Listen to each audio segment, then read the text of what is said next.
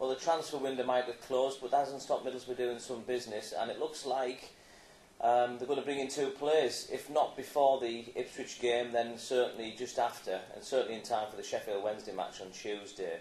Sean St Ledger, as has been widely mentioned, will come in and strengthen the back 4. He's a central defender, an Ireland international, and Southgate will be delighted to have landed him after losing Huth, who's been part of the backbone of the defence at seen Boro climb into the top promotion places and indeed contest top spot briefly.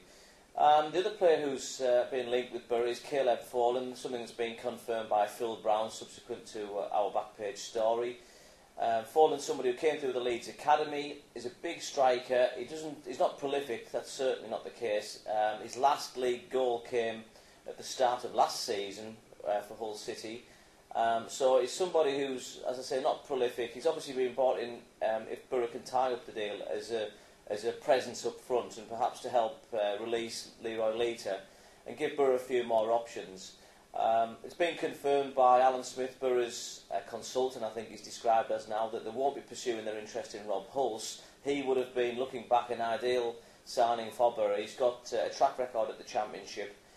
He scores 15 to 19 goals a season, and he knows exactly what it's all about. As I say, Folan isn't that prolific sort of player, but Southgate must have seen something in it. I know Alan Smith had him watched for Ireland as well. So in that respect, Boro fans will be at least pleased to see people coming in the door after, of course, watching people go out the door during the transfer window. Exciting times in terms of on-the-field matters, because it's Roy Keane's Ipswich Town next up at the Riverside.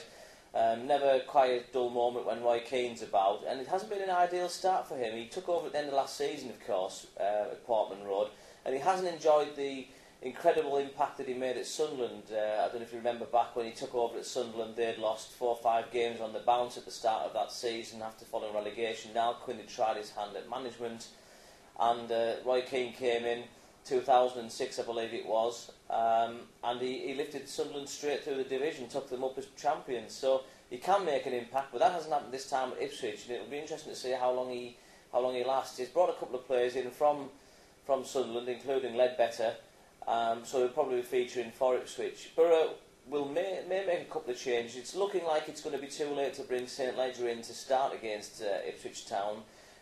Southgate was likely to give him a game because, of course, Boro are still missing Pogatetz and Riggett. Pogatetz is due to make a second team comeback for the reserves next week against Leeds United. So hopefully he'll come through that with a clean bill of health and subsequently break his way back into the first team when he's fit enough. They desperately need that experience and that leadership in there now that Huth's gone.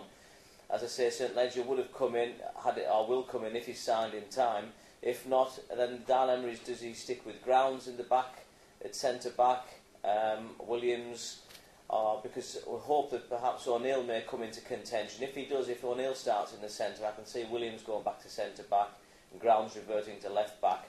And of course, with 2 games in a week, there are considerations ahead of Tuesday's match at Sheffield Wednesday as well. So Southgate may just consider keeping his powder dry in 1 or 2 positions.